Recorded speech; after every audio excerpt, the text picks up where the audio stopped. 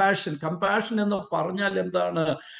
എനിക്ക് ഏറ്റവും ഇഷ്ടപ്പെട്ട ഒരു ഡെഫിനിഷൻ എന്ന് പറയുന്നത്, your pain in my heart. നിന്റെ വേദന എൻ്റെ ഹൃദയത്തിൽ വരുന്നതാണ് കമ്പാഷൻ എന്ന് പറയുന്നത്.